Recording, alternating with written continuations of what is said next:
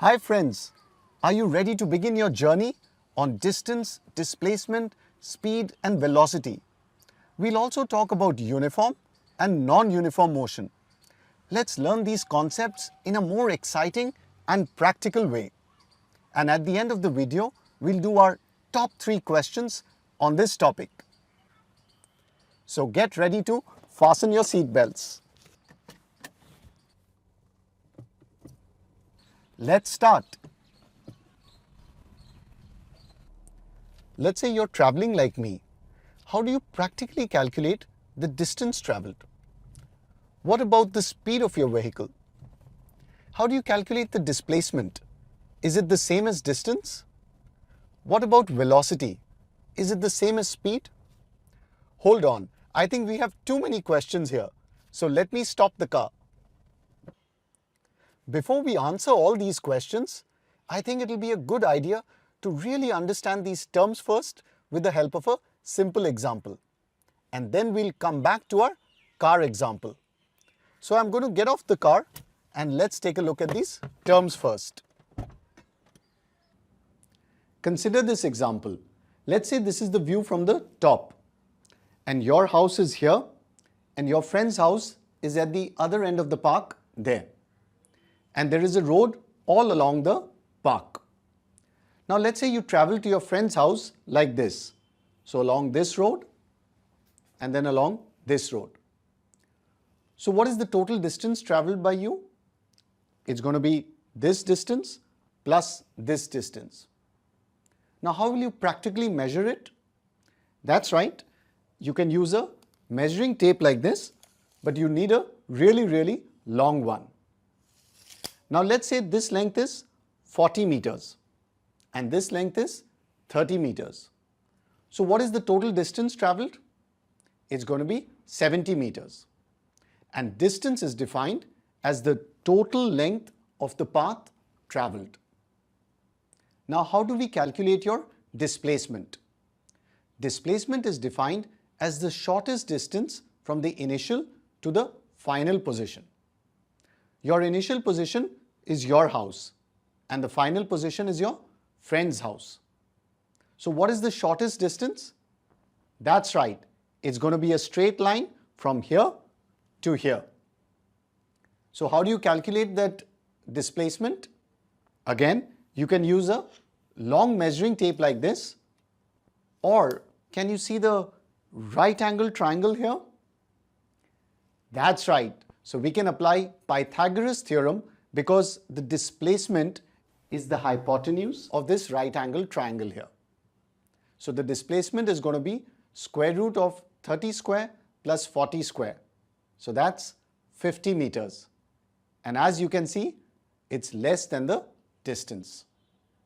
Now let's say there's a curved path along the park, something like this. And you walk to your friend's house along this curved path.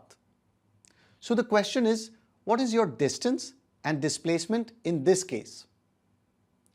Displacement is easy because it's the shortest distance from your initial to the final position. So it's going to be 50 meters again. But how do you calculate your distance? How are you going to practically measure it and it should be accurate? So one thing you can do is, you can take the help of a rope. So if you place a rope along that curved path as you walk, and then you need to measure the length of the rope, and that will give you the distance. There's one more important difference between distance and displacement. Distance is a scalar quantity while displacement is a vector quantity. Now what do these terms mean? Scalar means it has only a magnitude, so only a value but no direction. And vector quantity means it has both magnitude and direction. So let's look at our example here. When you travel to your friend's house like this, the distance was 70 meters. But there's no direction specified. But if you look at displacement, our displacement has a value of 50 meters. Now what is the direction? From the initial to the final position. So if this is the north in the map, our direction is going to be northeast. So your displacement will be 50 meters in the northeast direction. Let's put distance and displacement on our concept board. Now let's talk about speed. Speed is defined as rate of change of distance. Now whenever you see this word rate, it means divided by time.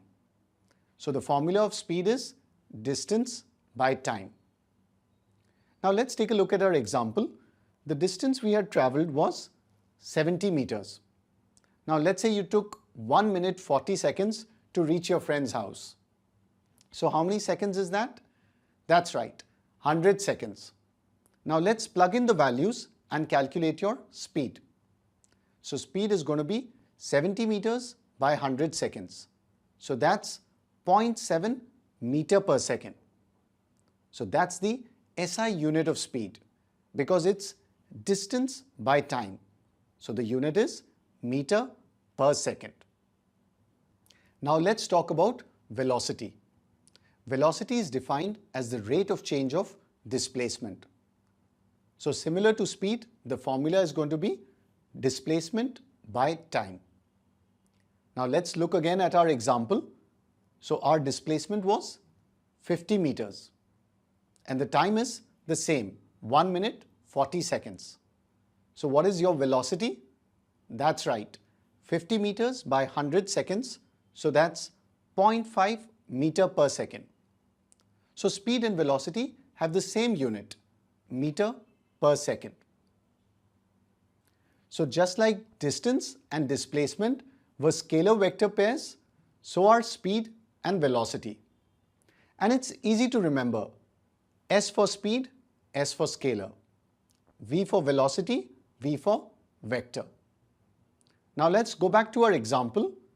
The speed we found out was 0.7 meter per second. But there's no sense of direction because it's a scalar quantity.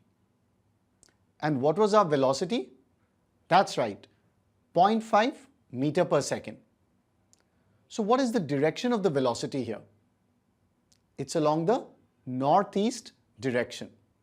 So the complete answer of velocity will be 0.5 meters per second northeast because it's a vector quantity. Now let's say you came back from your friend's house using this path. But this time you didn't walk, you borrowed your friend's bicycle and came back really fast. Let's say in 40 seconds. So let's discuss the physics terms here. What is the total distance traveled by you for your entire journey? That is from your house to your friend's place and back. So the total distance is going to be the perimeter of this rectangle. So that's 40 plus 30 meters and 40 plus 30 meters. So that's a total of 140 meters. That is the total distance traveled by you. Now what is your displacement? So your initial position was your house and that's also your final position because you're back here. So what is the shortest distance from the initial to the final position? That's right, your total displacement is 0 because you're back at your home. Now let's talk about speed. But since our speed is changing, once we were walking and the other time you were riding your bike. So it makes more sense to talk about average speed here. Now speed is distance by time, so average speed is total distance by total time. And what is the total distance here? It's 140 meters. And what's the total time? It was 100 seconds plus 40 seconds. So your average speed is going to work out to be 1 meter per second. Now let's look at average velocity. So similarly, it has a formula of total displacement by total time. But the total displacement here is 0. So that's right, your average velocity is 0 meters per second. Let's put speed and velocity on our concept board. Now let's talk about uniform and non-uniform motion. A body is said to be in uniform motion if it's traveling equal distance in equal interval of time and in a straight line. Let's break down this definition. The first part says equal distance in equal interval of time. For example, let's say a car is traveling 10 meters every second. So the car is going at a constant speed of 10 meters per second.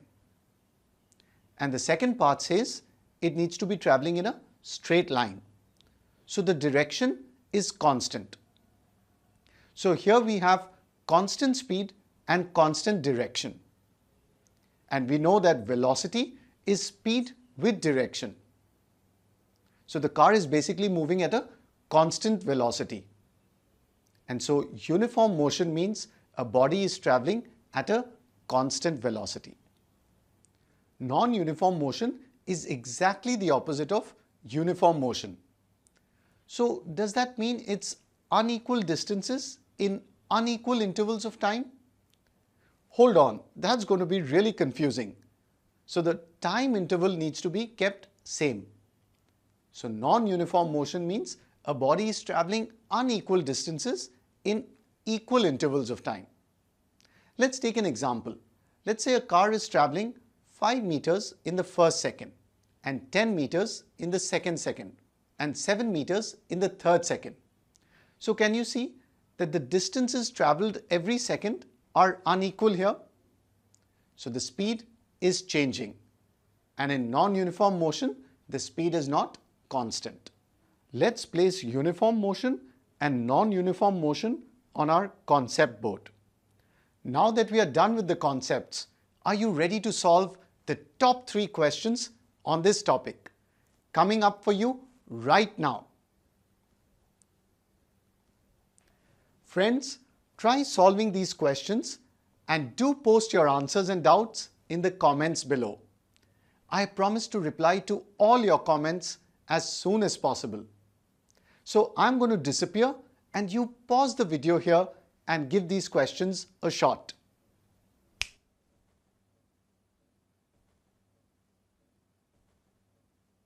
Friends, I hope the concepts of distance, displacement, speed and velocity are crystal clear to you now. But you must be wondering, how do we practically apply these concepts in our everyday lives? For example, let's say you're traveling to your cousin's house. How do you practically measure the distance you've traveled? What about the displacement, speed, velocity, average speed? I'll be posting a video on exactly this, where I'll be driving around and showing you how to practically calculate these things. So do go ahead and watch this video. And do remember to subscribe to my YouTube channel and follow my Facebook page. Thanks for watching.